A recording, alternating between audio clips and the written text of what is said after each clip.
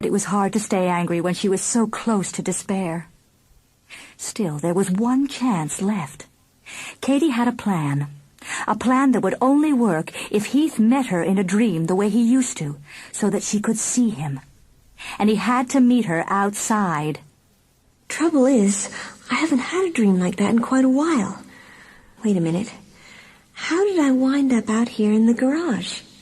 The book said you can't sleepwalk and dream at the same time. Then what happened? I can remember walking downstairs and coming out to the garage. Well, then I can't have been dreaming asleep. I must have been dreaming awake. Katie began to lose all sense of time. She was no longer able even to stay on her feet. For a long time she lay stretched out on her bed in her rumpled clothes, drifting between waking and sleeping. Fragments of dreams whirled around her like dry leaves in gusts of wind. Some of them were Heath's dreams. Katie's and Heath's thoughts seemed to be fusing. It was as if they were TV channels being switched crazily around. Soon there would only be one mind, and Heath was fighting for control of it. No, he's not going to win. If he does, I won't exist. Katie knew she was winning, for now. She could feel her mind reclaiming itself, thoughts and memories locking together like pieces of a puzzle. But how long would it last? Katie could feel Heath's impatience growing. He was sapping her energy, but she knew that as long as she kept up the battle for control, Heath was confined. A prisoner who could only wander in her house and the grounds around it. He could never go beyond the road where the accident had happened. The accident which had blown him into this limbo land years ago. I'll make a deal with you, Heath. Come and face me. Maybe you can win this fight, but it's going to take you a long time, and you won't like that. You can hardly wait to get out and infect the world with your presence. Face me now, and I promise it'll be a whole lot quicker. Come on, Heath. Can't you see you're struggling? I can keep this up a long time. Haven't you waited long enough already? Katie sensed it was working. She felt Heath letting go of her thoughts. Meet me on the porch, Heath. Let me be myself for one more hour. Then you're free. No more fighting. It's like riding the Tilt-A-Whirl amusement park. Last chance coming up. One more twirl, hang a right, and go straight on forever. Don't even think of losing.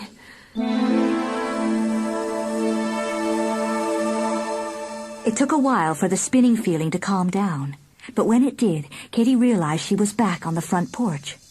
She had landed on her hands and knees. Katie could see the white lacy sundress covering her legs. Hello, Heath. Hello, Katie. Thanks for being so understanding. I didn't want to go without having my last few moments all to myself.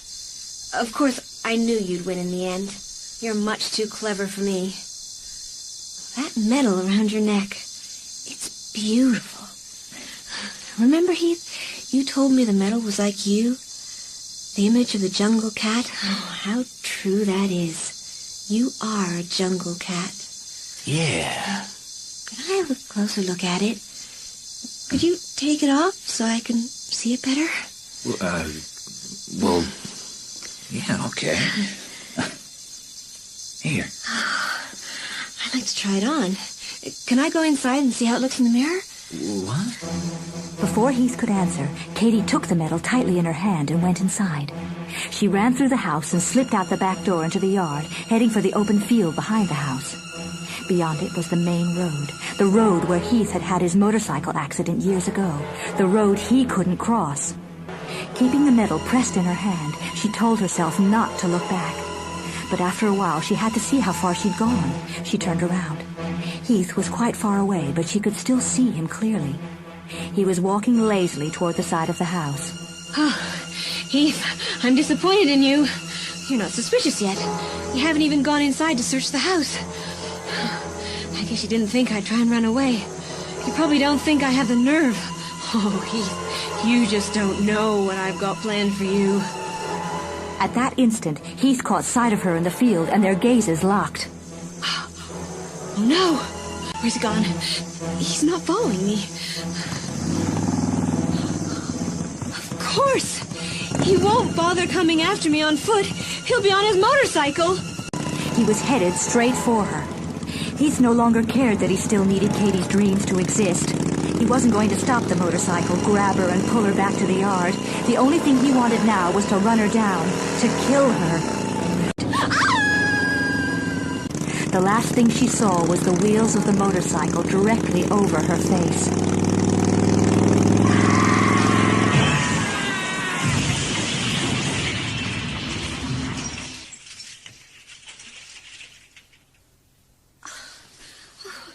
Where am I?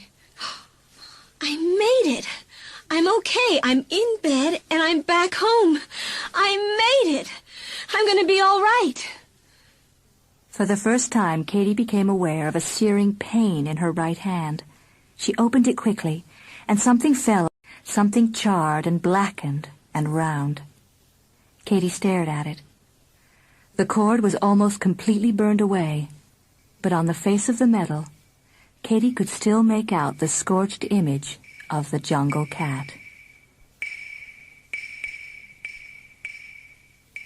Dear Diary, I never saw Heath again after the night he disappeared in flames. I put the medal and what was left of the cord in a little wooden box, and I keep it under my bed. Jason got well. He's coming over tonight. I didn't lose Jason or Raquel or any of the other friends I'd made when Heath disappeared. I guess that proves they were here for me all along, and not because of any special powers Heath had. Raquel and I are very close, but we never speak of Heath. I think we both know there are some things too terrible to speak of, even between close friends. Was Heath just a figment of my imagination? Had I actually heard the stories about the vicious boy whose motorcycle burst into flames and pushed them into the background of my own memory, only to weave them into a fantasy of my own making? I'm sure that lots of people would believe Heath was just the creation of a frightened girl, afraid to find out who she really was. A girl who thought she didn't deserve to have fun and to have friends. I don't believe that. I was there. I'm not afraid to go to sleep anymore, but even after all this time, I am afraid to touch the little wooden box, afraid to shake it to see if there's anything inside that rattles. Of course, I never open the box to look at what's inside, just in case there's nothing there.